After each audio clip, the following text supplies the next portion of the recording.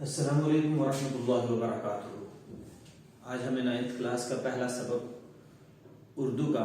سیرت النبی صلی اللہ علیہ وسلم یا انسان کامل جسے کہا جاتا ہے وہ اس سبق کو پڑھنا ہے۔ اس سبق میں اللہ کے رسول صلی اللہ علیہ وسلم کے طور طریقے، آپ صلی اللہ علیہ وسلم کا بچپن، آپ صلی اللہ علیہ وسلم کی جوانی اور آپ صلی اللہ علیہ وسلم کی زندگی کے مختلف پہلوؤں کو اجاگر کیا گیا ہے۔ سیرت کا معنی ہے طریقہ اور راستہ۔ یہ لفظ زندگی کے حالات اور واقعات کے لیے استعمال ہوتا ہے، خصوصاً اللہ کے رسول صلی اللہ علیہ وسلم کی زندگی کے جو بھی حالات اور واقعات ہیں ان کے لیے سیرت کا لفظ استعمال کیا جاتا ہے۔ یعنی آپ صلی اللہ علیہ وسلم نے جو کچھ فرمایا یا جو کچھ کیا یا صحابہ رضی اللہ تعالیٰ عنہم اجمعین نے جو کچھ کیا اور آپ صلی اللہ علیہ وسلم نے اسے سراہا اور پسند کیا، ان تمام کی تمام چیزوں کو اللہ کے رسول صلی اللہ علیہ وسلم کی سیرت کہا جاتا ہے۔ یہی آپ صلی اللہ علیہ وسلم کی جو پاک سیرت ہے، آپ صلی اللہ علیہ وسلم کا جو طریقہ ہے، یہ ہمارے لیے ایک نمونے کا کام دیتا ہے، مثال کا کام دیتا ہے کہ ہمارے سامنے ایک مثال ہے اللہ کے رسول صلی اللہ علیہ وسلم کی زندگی، اللہ کے رسول صلی اللہ علیہ وسلم کا بچپن، آپ صلی اللہ علیہ وسلم کی جوانی، آپ صلی اللہ علیہ وسلم کا کاروبار، آپ صلی اللہ علیہ وسلم کی گھریلو زندگی، آپ صلی اللہ علیہ وسلم کا لین دین، آپ صلی اللہ علیہ وسلم کی بات کرنے کا طریقہ، یہ تمام کی تمام جو چیزیں ہیں یہ ابتدائے اسلام سے لے کر آج تک محفوظ کی گئی ہیں۔ آپ صلی اللہ علیہ وسلم کی ایک ایک عادت، ایک ایک طریقہ، ایک ایک چیز کو محفوظ کر لیا گیا ہے، اور یہ جو طریقے ہیں اور یہ جو راستہ ہے یہی ہمارے لیے ایک نمونہ اور ایک مثال ہے۔ یہی ہدایت کا راستہ ہماری ہدایت کے لیے بھی ہے اور رہتی دنیا تک آنے والے لوگوں کے لیے یہ ہدایت کا راستہ ہے۔ یہ جو آپ صلی اللہ علیہ وسلم کی سیرت ہے یہ ایمان والوں کے لیے نمونے کا کام دیتی ہے۔ یعنی جس شخص نے اللہ تعالیٰ پر اور اللہ کے رسول صلی اللہ علیہ وسلم پر ایمان لایا، اب اس کے لیے ایک مثال ہے، زندگی گزارنے کا ایک طریقہ ہے، اور وہ طریقہ اللہ کے رسول صلی اللہ علیہ وسلم کا طریقہ ہے کہ آدمی دیکھے کہ زندگی کے کون سے شعبے سے گزر رہا ہے، کیونکہ سیرت کا جو لفظ ہے یہ انسان کی زندگی کے تمام شعبوں کو اپنے اندر شامل کیے ہوئے ہے۔ اب زندگی کے جس شعبے سے بھی آدمی گزر رہا ہے، چاہے اس کی زندگی کے جو آگے بڑھنے کے مراحل ہیں، جیسے بچپن ہے تو بچپن آپ صلی اللہ علیہ وسلم کا کیسا تھا، جوانی آپ صلی اللہ علیہ وسلم کی کیسی تھی، آپ صلی اللہ علیہ وسلم نے شادی کیسی کی، آپ صلی اللہ علیہ وسلم کے ازدواجی زندگی یعنی گھریلو زندگی میں کیسے تعلقات تھے، کیسے معاملات تھے، آپ صلی اللہ علیہ وسلم کے کاروبار کے ساتھ کیسے معاملات تھے، کاروبار کا کیا طریقہ تھا، اس میں آپ صلی اللہ علیہ وسلم کا کیا رویہ تھا۔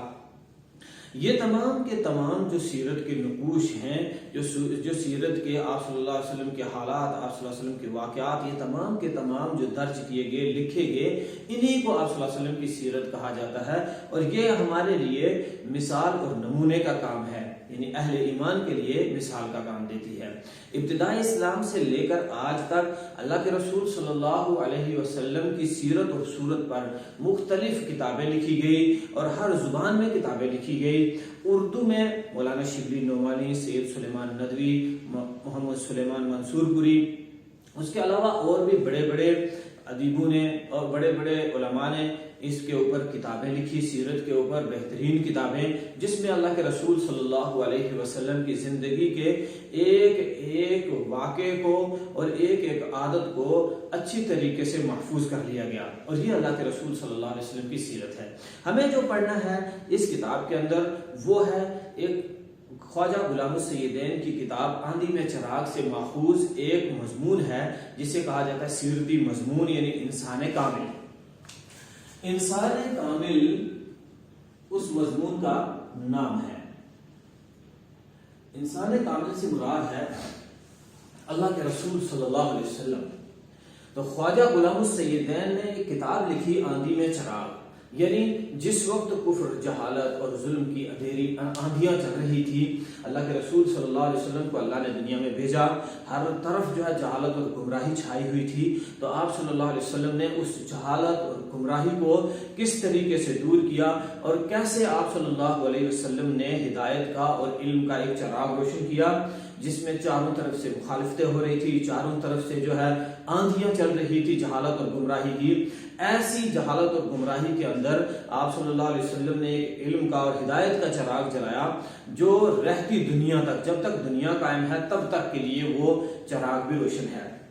تو سب سے پہلے ہمیں خواجہ غلام السیدین کے حالات زندگی، جنہوں نے یہ سبق لکھا ہے انسان کامل، خواجہ غلام السیدین کون تھے، کہاں پیدا ہوئے، تعلیم کہاں حاصل کی، کتنی تعلیم حاصل کی، اور کن کن عہدوں پر فائز رہے، اور اس کے بعد ان کے اعلیٰ ترین کارنامے کیا رہے دنیا میں۔ ہر ادیب یا شاعر کے حالات جب بھی ہمیں پڑھنے ہوں یا جب بھی ہمیں ان کا مطالعہ کرنا ہو تو ہمیں یہ چند باتیں جو ہے پہلے ذہن میں رکھنی ہیں، جس کو ذہن میں رکھتے ہوئے وہ پورا مضمون جو ہے وہ ہمارے ذہن میں آسانی کے ساتھ بیٹھ جائے گا۔ مثلا جس ادیب یا جس شاعر کے بارے میں ہمیں پڑھنا ہے تو اس کی پیدائش کہاں پہ ہو گئی، اس کا نام کیا ہے، اس کے والد کا نام کیا ہے، اور اس کے بعد انہوں نے تعلیم کہاں حاصل کی، اور اس کے بعد انہوں نے کن عہدوں کے اوپر فائز رہ کر زندگی میں کون سے بڑے کارنامے انجام دیے، اور وفات کب ہوگی۔ یہ چند چیزیں ہیں۔ اب جیسے خواجہ غلام السیدین ہے، خواجہ غلام السیدین 16 اکتوبر 1904 کو پانی پت میں پیدا ہوئے۔ ان کے والد کا نام خواجہ غلام الثقلین تھا، جو مولانا الطاف حسین حالی کے خاندان سے تعلق رکھتے ہیں۔ یعنی مولانا الطاف حسین حالی کے خاندان سے تعلق رکھنا یا اس تعلق کو ظاہر کرنے کا مطلب یہ ہے کہ تاکہ آدمی یہ سمجھ جائے کہ یہ کہاں کے رہنے والے تھے اور کس شخصیت کے ساتھ ان کا تعلق ہے۔ تو اس کے بعد خواجہ غلام السیدین 16 اکتوبر 1904 کو پانی پت میں پیدا ہوئے، اور پانی پت میں جب پیدا ہوئے تو ابتدائی تعلیم وہیں حاصل کی۔ ابتدائی تعلیم میں میٹرک سے لے کر بی اے تک، کیونکہ یہ وہ امتحانات ہوتے ہیں جو عام لوگوں کے سامنے آتے ہیں۔ اس سے پہلے کے امتحان جو ہیں وہ سکولوں تک محدود رہتے ہیں، وہیں سے آدمی جو ہے وہ رزلٹ لے لیتا ہے اور اس کے گھر والوں کو پتا ہوتا ہے۔ اب میٹرک سے لے کر اس کے بی اے تک ہر امتحان میں اپنے صوبے میں اول آئے۔ جب صوبے میں اول آئے تو دیکھا کہ سرکار کی طرف سے ان کو پیشکش کی گئی کہ قابل ترین آدمی ہے تو اس کی قابلیت ضائع نہیں ہونی چاہیے، تو سرکار نے اپنے خرچے پر انہیں انگلستان بھیج دیا تاکہ مزید تعلیم وہاں سے حاصل کر کے وہ آ جائیں۔ تو وہاں انہیں بھیجا گیا تھا ICS کرنے کے لیے، تو وہاں انہوں نے ICS نہیں کیا، انڈین سول سروس کے لیے ان کو بھیجا گیا تھا، لیکن وہ ڈگری انہوں نے کرنے کے بجائے انہوں نے تعلیم کے اندر زیادہ دلچسپی لی۔ انہوں نے یہ سوچا کہ اگر میں نے ICS کیا تو اس سے ایک خاص وقت تک مجھے فائدہ ہوگا اور قوم کو فائدہ ہوگا، لیکن اگر میں نے تعلیم میں کوئی اہم کارنامہ انجام دیا تو وہ کافی عرصے تک جو ہے لوگوں کے لیے فائدہ مند رہے گا۔ تو انہوں نے تعلیم اور تعلیم کے سلسلے سے وہاں محنت کی اور M.Ed کی ڈگری خصوصی امتیاز کے ساتھ وہاں سے حاصل کی۔ M.Ed کی ڈگری حاصل کرنے کے بعد واپس ہندوستان میں آگے۔ اب ان کے آگے تلاش معاش کا جو سلسلہ ہوتا ہے، روزی روٹی کا، یا آگے جو نوکری وغیرہ کا سلسلہ وہ شروع ہو گیا، تو آتے ہی علی گڑھ انگلش اسکول کے سربراہ مقرر ہو گئے۔ علی گڑھ انگلش اسکول جو تھا اس کے سربراہ مقرر ہو گئے، اس کے بڑے مقرر کر دیے گئے تاکہ اس اسکول کی ساری ذمہ داری ان کے ہاتھ میں دے دی، تاکہ اس کا جو تعلیمی نظام ہے، اس کے کس کلاس کے بچے کے لیے کس قسم کا نصاب متعین کیا جائے، یہ ساری ذمہ داری ان کے ہاتھ میں دے دی گئی۔ تو اس اسکول کا جو تعلیمی معیار تھا اس کو بہتر انہوں نے بنایا۔ اس کے بعد انہوں نے ریاست رامپور میں مشیر تعلیم کی حیثیت سے بھی بلائے گئے۔ تعلیم کے سلسلے میں ریاست رامپور میں جو کمیاں تھیں ان کو دور کرنے کے لیے، اس سلسلے میں کافی جو کمزوریاں رہ گئی تھی ان کمزوریوں کو دور کرنے کے لیے انہیں ریاست رامپور میں بلایا گیا مشیر تعلیم کی حیثیت سے۔ اس کے بعد وہ کشمیر میں بھی ناظم تعلیم کی حیثیت سے انہوں نے کافی عرصے تک کام کیا۔ ناظم تعلیم کشمیر میں بھی رہے، کشمیر کے تعلیمی نظام کو بھی انہوں نے کافی حد تک درست کرنے کی کوشش کی۔ پھر ہندوستان کے وزیر تعلیم بھی رہ چکے ہیں، پورے ہندوستان میں وزیر تعلیم، یعنی پورے ہندوستان کی تعلیم کا جو بندوبست ہے اس تعلیمی بندوبست کو درست کرنے کے لیے پورے ہندوستان کے وزیر تعلیم بنا دیے گئے۔ یہ تو ہندوستان میں انہوں نے اس قسم کے کارنامے انجام دیے۔ اس کے علاوہ امریکہ کی مختلف یونیورسٹیوں میں انہوں نے پروفیسر اور مشیر کے فرائض بھی انجام دیے۔ پروفیسر اور مشیر کے فرائض امریکہ کی کئی یونیورسٹیوں میں انہوں نے انجام دیے۔ یہ سب کرنے کے بعد یعنی خواجہ غلام السیدین جو تھے وہ انتہائی قابل ترین آدمی تھے۔ ان عہدوں پر فائز رہ کر وہ اپنی ملازمت سے سبکدوش ہو گئے، اور ان کے بعد خواجہ غلام السیدین جو تھے تقریر اور تحریر دونوں پر انہیں یکساں قدرت حاصل تھی، یعنی پڑھانے میں بھی، بولنے میں بھی اور لکھنے میں بھی، کتابیں لکھنی ہوں یا کچھ بولنا ہو، ان دونوں چیزوں میں انہیں اچھی مہارت حاصل تھی۔ ان کی جو تحریریں تھیں عام طور پر زیادہ تر تحریریں تو ان کی انگریزی زبان میں تھی، لیکن اردو میں روح تہذیب، آندھی میں چراغ، قومی سیرت کی تشکیل، اصول تعلیم، یہ ان کی خاص تصانیف ہے۔ قول و فعل دونوں کی حیثیت سے وہ سچے معلم تھے، یعنی جو جس طرح کا بولتے تھے ویسے ہی عمل بھی کرتے تھے، یہ نہیں ہے کہ صرف بولتے تھے، لوگوں کو سمجھاتے تھے اور خود اس جیسا کوئی عمل نہیں کرتے تھے، بلکہ قول اور فعل دونوں کی حیثیت سے سچے معلم تھے۔ ان کے اندر نوجوانوں کی تربیت کے لیے خاص قسم کا جذبہ تھا، جو ان کی تحریروں سے ظاہر ہوتا ہے، جو تحریریں انہوں نے لکھی ہیں ان سے ظاہر ہوتا ہے کہ ان کے اندر نوجوانوں کے لیے خاص قسم کا ایک جذبہ تھا کہ جس سے نوجوان نسل جو ہے، نوجوان جو ہیں وہ صحیح راستے کی طرف آ جائیں، وہ تعلیم کی طرف آ جائیں، تعلیم حاصل کریں۔ انہوں نے پھر آخر میں وفات جو ہوگی ان کی 19 دسمبر 1971 میں ان کی وفات ہوگی علی گڑھ کے اندر، اور علی گڑھ کے جامعہ نگر کے قبرستان میں انہیں دفن کر دیا گیا۔ یہ تھے خواجہ غلام السیدین کے حالات زندگی، اور اس سے پہلے میں نے آپ کو بتایا اللہ کے رسول صلی اللہ علیہ وسلم کے طور طریقے اور آپ صلی اللہ علیہ وسلم کی عادت جو تھی، آپ صلی اللہ علیہ وسلم کے جو بھی زندگی گزارنے کے طریقے تھے، انہیں آپ صلی اللہ علیہ وسلم کی سیرت کہا جاتا ہے۔ اب ہمارا جو سبق ہے وہ سبق ہے ہمارا انسان کامل۔ انسان کامل وہ انسان ہوتا ہے کہ جس کے اندر کسی قسم کی کوئی کوتاہی یا کسی قسم کی جھول یا کسی قسم کی کوئی لغزش نہ پائی جاتی ہو۔ ایسا انسان صرف اور صرف اللہ کے رسول صلی اللہ علیہ وسلم کے علاوہ اور کوئی نہیں ہے کہ جس سے کوئی نہ کوئی غلطی سرزد ہوئی ہو، یعنی آپ صلی اللہ علیہ وسلم کی ذات ایسی ہے کہ جس سے کوئی بھی غلطی آج تک سرزد نہیں ہوئی، تو ایسے ہی انسان کو کہا جاتا ہے انسان کامل۔ اس بات کے اوپر بے شمار کتابیں ہیں کہ اللہ کے رسول صلی اللہ علیہ وسلم کی جو ذات تھی وہ کامل اور اکمل ذات تھی۔ آج سے تقریباً 1450 سال پہلے کی بات ہے کہ عرب کا ایک معزز خاندان تھا، اور ایک قریش کا ایک معزز خاندان تھا، اس نے ایک ایسا انسان کامل پیدا ہوا جس نے اپنی اس زندگی کے اندر تمام لوگوں کو صراط مستقیم دکھائی، سیدھا راستہ دکھایا، اور ان کو زندگی کا ایک بہتر تصور دیا کہ زندگی کا بہترین تصور کیا ہے، کہ کس طریقے سے زندگی بہتر طریقے سے گزاری جاتی ہے۔ اور انہوں نے ایسا ایک چراغ روشن کیا ہدایت کا کہ جس کی روشنی آج تک قائم ہے۔ یعنی آپ صلی اللہ علیہ وسلم سے پہلے جو دنیا تھی یا لوگ تھے وہ انتہائی جہالت اور گمراہی والی زندگی بسر کر رہے تھے، زندگی کے بہتر تصور سے بالکل ناآشنا تھے، انہیں معلوم نہیں تھا کہ زندگی کس طریقے سے حسین اور خوبصورت ہو سکتی ہے، کہ آدمی کس طریقے سے اچھی زندگی گزار سکتا ہے۔ تو آپ صلی اللہ علیہ وسلم نے یہ سبق آ کر سکھایا اور ہدایت کا ایک چراغ روشن کیا جس کی روشنی آج تک ہے۔ آپ صلی اللہ علیہ وسلم پیدا ہوئے تو کسی کو بھی اس بات کا یہ معلوم نہیں تھا کہ آپ صلی اللہ علیہ وسلم کو دنیا اس قدر عقیدت اور احترام کے ساتھ یاد کرے گی۔ یعنی آپ صلی اللہ علیہ وسلم کے نام کا بے شمار لوگ کلمہ پڑھیں گے۔ آپ صلی اللہ علیہ وسلم کی جو ابتدائی زندگی تھی اس کا جو پس منظر تھا وہ نہایت ہی غور کرنے کے قابل ہے۔ اس میں ایسے کوئی حالات یا کوئی واقعات نہیں ہیں یا ایسے کوئی بھی افراد نہیں ہیں کہ جو ابتدائی زندگی میں انسان کے لیے معین اور مددگار ثابت ہوتے ہیں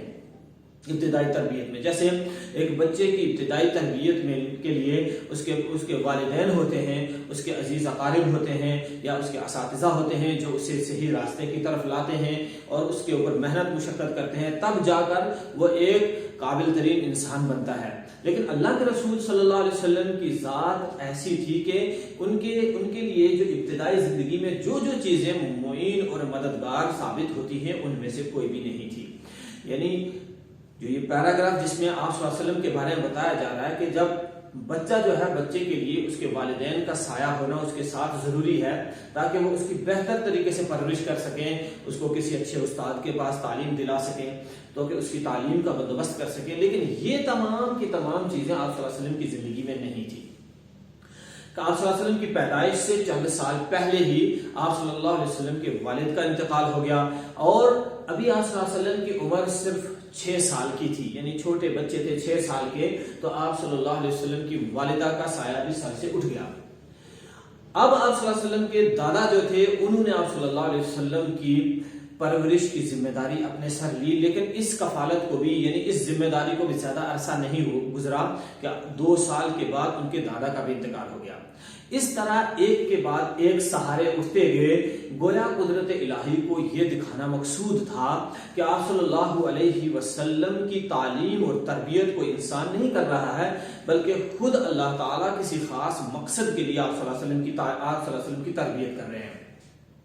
کیونکہ زندگی میں آگے چل کے آپ صلی اللہ علیہ وسلم کو ایک بڑے مقام پر پہنچنا تھا، اس لیے ابتدا سے ہی آپ صلی اللہ علیہ وسلم کی ذات کو مضبوط بنایا جا رہا تھا، تاکہ آپ صلی اللہ علیہ وسلم کے تمام سہارے اور تمام رجوع جو ہے وہ اللہ کی طرف ہو جائے۔ اب جب ان کے دادا کا انتقال ہو گیا تو اگلے پیراگراف میں بتایا کہ ان کے ایک چاچا باقی تھے جنہوں نے آپ صلی اللہ علیہ وسلم کی کفالت کی ذمہ داری اپنے سر لے لی، کہ اب میں،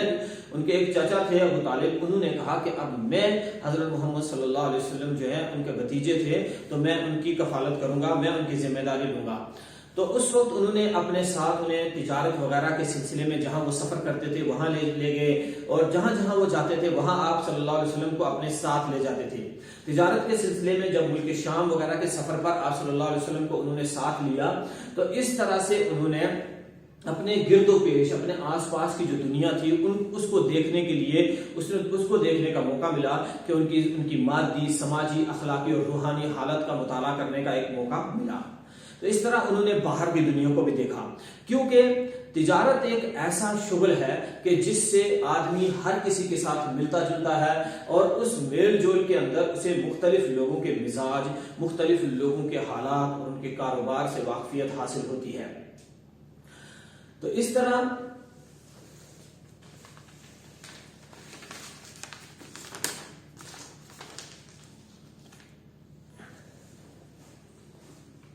آگے آپ صلی اللہ علیہ وسلم کی تجارت وغیرہ کے سلسلے میں جب ملک شام کے سفر کیا تو لوگوں کے ساتھ ملے جلے، اس طرح ان کو لوگوں کو برتنے اور لوگوں کے ساتھ معاملات کرنے کا ایک موقع ملا۔ دل کی جو آنکھیں تھی آپ صلی اللہ علیہ وسلم کی، وہ تو قدرت نے ابتدا سے ہی روشن رکھی تھی۔ اب جو باہر کی آنکھیں، ظاہری آنکھیں تھی، انہوں نے بھی لوگوں کی گمراہی اور زوال کے منظر دیکھے، اور جس سے دل کے اوپر ایک چوٹ پڑی کہ کس طریقے سے لوگ جانوروں جیسی، بلکہ بعض اعتبار سے کہا جائے تو اس سے بھی بدتر زندگی جو ہے گزار رہے ہیں۔ اس سے آپ صلی اللہ علیہ وسلم کے اندر ایک سوچ بیدار ہوئی، جو تمام معلمین اخلاق اور معلمین انسانیت کے ہادیوں اور انسانیت کے معلمین جو گزرے ہیں، ان کے اندر جو سوچ تھی، وہی سوچ آپ صلی اللہ علیہ وسلم کے اندر بھی پیدا ہوئی۔ لیکن ابھی یہ جو دور تھا یہ اعلان نبوت کا نہیں تھا، نبوت ابھی نہیں ملی تھی، ابھی یہ تیاریوں کا دور تھا کہ آپ صلی اللہ علیہ وسلم دیکھ رہے تھے کہ لوگ کس طریقے سے جہالت اور گمراہی کی زندگی بسر کر رہے ہیں۔ ابھی اعلان یعنی پیغام پہنچانے کا وقت نہیں آیا تھا، ابھی لوگوں کے ساتھ اٹھنا بیٹھنا تھا، لوگوں کے حالات کو برتنا تھا، لوگوں کے ساتھ تجارت وغیرہ کے ذریعے سے انہیں خاص تجربے حاصل کرنے تھے۔ یہ تجربے جب ہو گئے تو اس کے بعد آپ صلی اللہ علیہ وسلم کا اس تجارت میں ایسا تجربہ ہوا کہ آپ صلی اللہ علیہ وسلم کی امانت اور شرافت اور سچائی کا شہرت پھیل گئی کہ آپ صلی اللہ علیہ وسلم بہت ہی امانت دار ہیں، بہت ہی دیانت دار ہیں، اور بہت ہی سچے ہیں اپنی بات میں۔ یہ بات سنتے ہی عرب کی ایک شریف خاتون حضرت خدیجہ رضی اللہ تعالی عنہا نے آپ صلی اللہ علیہ وسلم کو اپنی ساری دولت دے دی، سارا مال دیا کہ آپ میری دولت میں آپ تجارت کریں۔ آپ صلی اللہ علیہ وسلم نے اس انتظام کو نہایت ہی خوبی کے ساتھ، یعنی اس تجارت کی جو ذمہ داری انہیں دی گئی تھی، اس ذمہ داری کو آپ صلی اللہ علیہ وسلم نے بڑی خوبی کے ساتھ نبھایا، اور اس سے حضرت خدیجہ رضی اللہ تعالی عنہا آپ صلی اللہ علیہ وسلم سے بےحد متاثر ہو گئی، اور انہوں نے اپنی طرف سے آپ صلی اللہ علیہ وسلم کے ساتھ شادی کرنے کی پیشکش ظاہر کی کہ آپ میرے ساتھ شادی کر لیں۔ اس وقت آپ صلی اللہ علیہ وسلم کی عمر 25 سال تھی، اور حضرت خدیجہ رضی اللہ تعالی عنہا کی جو عمر ہے وہ 40 سال تھی۔ گویا آپ صلی اللہ علیہ وسلم کو شادی کے بعد خاندانی زندگی کے تجربے، خاندانی زندگی کے آداب اور شرافتوں کو برتنے، اور خاندانی زندگی کے جو اصول ہیں اور ضابطے ہیں ان کے بارے میں کچھ تجربہ حاصل ہو گیا اس زندگی کے ساتھ۔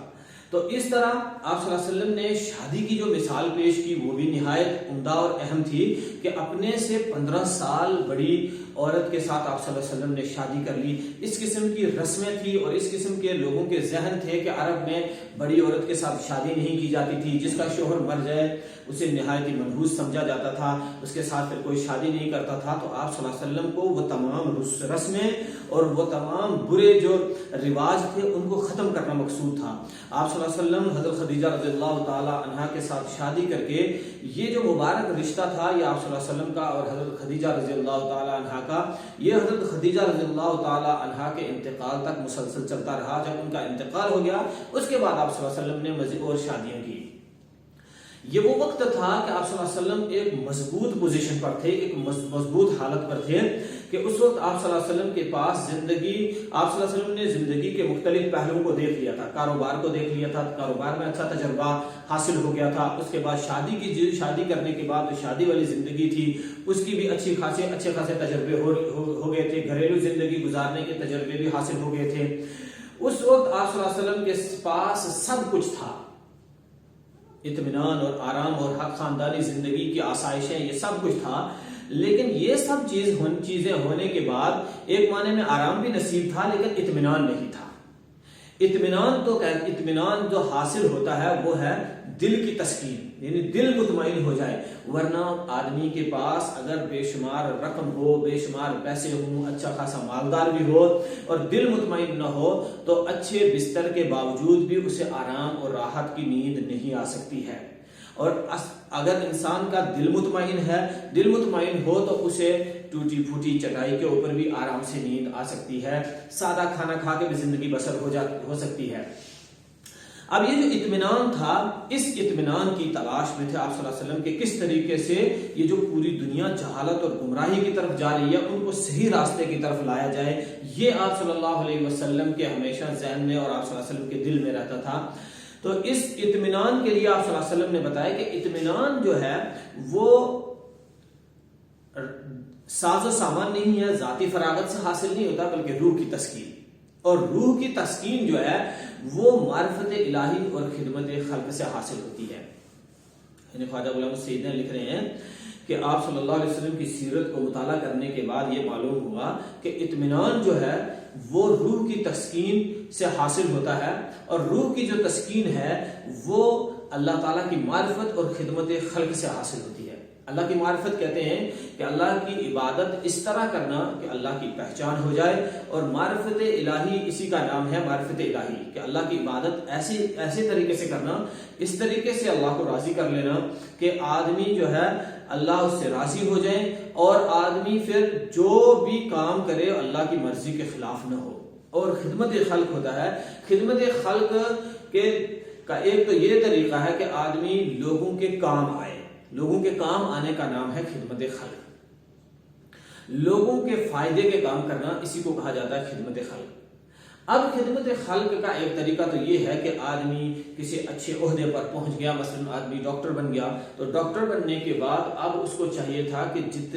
جتنے وقت کے لیے اس کی ڈیوٹی ہے اتنا وقت جو ہے برابر انصاف اور ایمانداری کے ساتھ لگا. جیسے 10 بجے سے 4 بجے تک اگر اس کی ڈیوٹی کا ٹائم ہے تو 10 بجے سے 4 بجے تک وہ برابر ایمانداری کے ساتھ ڈیوٹی کرے اور وہاں آنے والے ہر مریض کا اچھے طریقے سے علاج کرے. یہ ہو گیا خدمت خلق. اور اس کے بدلے میں چونکہ اسے تنخواہ مل رہی ہے, لیکن اگر اس کے بعد 4 بجے کے بعد بھی مزید اگر کوئی پریشان انسان ہے, کوئی بیمار ہے, اگر اس کی دیکھ ریکھ کر رہا ہے تو یہ ہوگی اعلیٰ درجے کی خدمت خلق, جس میں بغیر معاوضے کے وہ کام کر رہا ہے. لیکن ایک یہ ہے کہ اسے تنخواہ مل رہی ہے اور وہ اس کام کو پورے ایمانداری کے ساتھ, جو بھی انسان کا کام ہے اس کو پوری ایمانداری کے ساتھ انجام دینا, لوگوں کا بھی فائدہ ہو جائے اور جس میں کسی آدمی کا نقصان نہ ہو, ایسے کاموں کو کہا جاتا ہے خدمت خلق. تو خدمت خلق لوگوں کے کام آنا, لوگوں کی خدمت کرنا بغیر معاوضے کے یا ان سے مناسب معاوضہ لے کر, لوگوں کے کام آنا, مناسب معاوضہ لے کر لوگوں کی خدمت کرنا, لوگوں کے کام آنا, یا بغیر معاوضے کے اگر اعلیٰ درجے کی خدمت کو انجام دینا ہے. تو یہ اس وقت آپ صلی اللہ علیہ وسلم جو ہے ان کے اندر اسی قدر اسی طرح کی ایک فکر تھی کہ بے شمار انسان جو ہیں وہ صحیح راستے سے، مرد اور عورت جو ہے زندگی کے اعلیٰ تقاضوں اور قدروں سے ناآشنا ہے، انہیں یہ پتہ نہیں ہے کہ ہماری زندگی کتنی قیمتی ہے اور کتنی خوبصورت ہو سکتی ہے۔ ان چیز سے بالکل بے خبر ہو کر جانوروں کے کسی بلکہ بعض اعتبار سے اس سے بھی بدتر زندگی بسر کر رہے تھے۔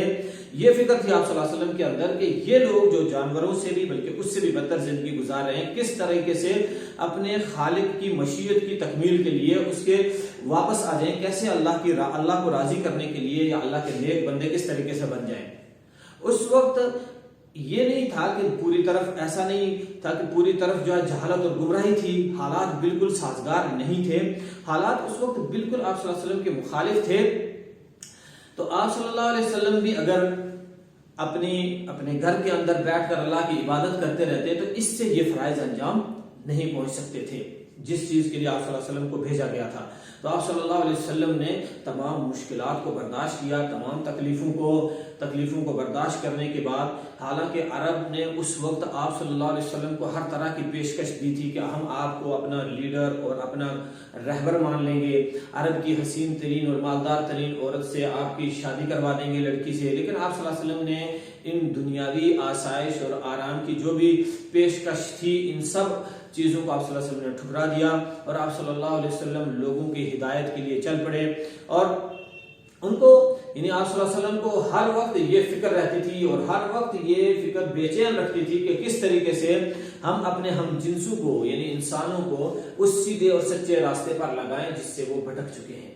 تو یہ تھا انسان کامل، اللہ کے رسول صلی اللہ علیہ وسلم کی زندگی کا ایک مختصر سا تعارف کہ آپ صلی اللہ علیہ وسلم نے کس طریقے سے لوگوں کو صحیح راستے کی طرف لانے کے لیے کوششیں کی، کیسے محنت مشقت کی، کیسے تکلیفوں کو برداشت کیا۔ حالانکہ ان تکلیفوں سے نکلنے کے لیے بے شمار راستے تھے، بے شمار قسم کی پیشکش تھی، لیکن آپ صلی اللہ علیہ وسلم نے ان تمام آسانیوں اور سہولتوں کو ٹھکرا کر آپ صلی اللہ علیہ وسلم نے لوگوں کے فائدے کے لیے کام کیا اور لوگوں کی ہدایت کے لیے دن رات محنت کی، تمام قسم کی پریشانیاں اور مشکلات جو تھی ان کو برداشت کر کے آپ صلی اللہ علیہ وسلم نے اس کام کو آگے پہنچایا۔ یہی وجہ ہے کہ 1400 سال سے بھی زیادہ عرصہ گزر چکا ہے، لیکن جس طریقے سے آپ صلی اللہ علیہ وسلم نے اس ہدایت کے راستے کو یا اس ہدایت کے چراغ کو روشن کیا تھا، ویسے ہی یہ قیامت تک انشاءاللہ جاری اور ساری رہے گا اور روشن رہے گا۔ بس آج کے لیے اتنا ہی سبق ہے، انشاءاللہ اگلا جو سبق ہے وہ اس کے بعد اگلے والے ویڈیو میں